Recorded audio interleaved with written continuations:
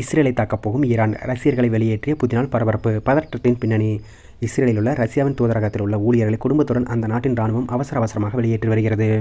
கடந்த 24 மணி நேரத்திற்கு மட்டும் 3 விமானங்களில் அவர்கள் அனைவரும் ரஷ்யா அழைத்து செல்லப்பட்டுள்ளார்கள். இந்த நிலையில்தான் இஸ்ரேல் மீது ஈரான் மீண்டும் தாக்குதல் நடத்த உள்ளதா என்ற பரபரப்பு தொற்றிக் கொண்டுள்ளது. இஸ்ரேலுக்கும் ரஷ்யாவுக்கும் இடையே உறவு உள்ளது. ஆனாலும் நம் நாட்டுக்கும் ரஷ்யாவுக்கும் இடையான உறவு ஒன்று அது கிடையாது.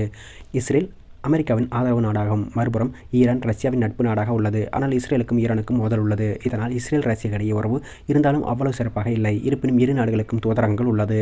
இந்த நிலையில்தான் தற்போது பரபரப்பான சம்பவம் நடந்துள்ளது. அதாவது இஸ்ரேலில் உள்ள ரஷ்யாவின் தூதரகங்களில் பணியாற்றி வந்த ஊழியர்கள் மற்றும் அவர்களின் குடும்பத்தினரை ரஷ்யா அவசரமாக வெளியேற்றியுள்ளது. கடந்த 24 மணி நேரத்தில் மட்டும் மொத்தம் 3 விமானங்களில் அவர்கள் ரஷ்யாவுக்கு அழைத்துச் செல்லப்பட்டுள்ளார்கள். ரஷ்யா திடீரென்று தனது தூதரக ஊழியர்களை குடும்பத்துடன் அழைத்துச் சென்றிருப்பது பெரும் பரபரப்பை ஏற்படுத்தியுள்ளது. இதற்கிடையேதான் இஸ்ரேல் மீது யாராவது தாக்குதல் நடத்த வாய்ப்புள்ளது.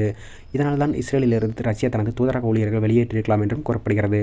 மத்திய கிழக்கில் உள்ள இஸ்ரேல் மீது தற்போது தாக்குதல் நடத்த வேண்டும் என்றால் அது ஈரானால் மட்டுமே தான் முடியும். ஈரானும் ரஷ்யாவும் நட்பு நாடுகளாக உள்ளது. இதனால் இஸ்ரேல் மீது ஈரான் தாக்குதல் நடத்துகிறதா என்ற கேள்வி எழுந்துள்ளது. தற்போது ஈரானில் உள்நாட்டு பிரச்சினை நடந்து வருகிறது. பொதுமக்கள் வீதிகளில் இறங்கி போராட்டம் நடத்தி வருகிறார்கள். ஈரானில் நிலவும் பொருளாதார நெருக்கடியால் வியாபாரிகள் உட்பட பல்வேறு தரப்பினர் அந்த நாட்டின் அரசுக்கு எதிராக போராடி வருகிறார்கள். இந்த போராட்டத்தை அந்த நாட்டின் படைகள் கட்டுப்படுத்தி வருகிறது. தற்போது வரை 20க்கும் மேற்பட்ட போராட்டக்காரர்கள் ஈரான் படையினரால் கொல்லப்பட்டதாக கூறப்படுகிறது. இந்த போராட்டம் இன்னும் முடிவுக்கு வரவில்லை. நாளுக்கு நாள் வலுத்து செல்கிறது. தலைநகர் டெஹ்ரானில் தொடங்கிய இந்த போராட்டம் தற்போது நாடு முழுவதும் 220 இடங்களில் தொடர்ந்து நடைபெற்று வருகிறது. 1000க்கும் அதிகமானவர்கள் கைது செய்யப்பட்டுள்ளார்கள்.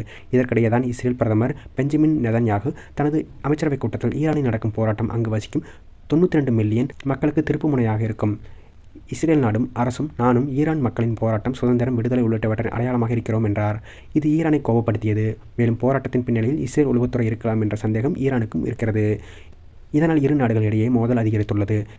எப்போது வேண்டுமானாலும் ஈரான் இஸ்ரேலை தாக்கலாம் என்றும் கூறப்படும் நிலையில் ரஷ்ய அதிபர் விளாடிமிர் புதின் தனது தூதரக ஊழியர்களை குடும்பத்துடன் இஸ்ரேலில் இருந்து வெளியேற்றுள்ளதாக தகவல்கள் வெளியாகியுள்ளது. இதற்கிடையே தான் இஸ்ரேல் அதிபர் பெஞ்சமின் நெதன்யாகுவிடம் இருந்து ரஷ்ய அதிபர் விளாடிமிர் புதினுக்கு ஒரு செய்தி அனுப்பப்பட்டுள்ளது. அதாவது எந்த காரணம் கொண்டும் ஈரான் மீது தாக்குதல் நடத்தும் நோக்கம் எங்களுக்கு இல்லை என்று நெதன்யாகு சார்பில் தெரிவிக்கப்பட்டுள்ளது. ஆனால் இஸ்ரேல் ஈரான் இடையே பதற்றத்தால் ரஷ்ய அதிபர் புதின் தனது நாட்டு மக்களை பாதுகாக்கும் நடவடிக்கையை தொடங்கியுள்ளதாக தகவல் வெளியாகியுள்ளது.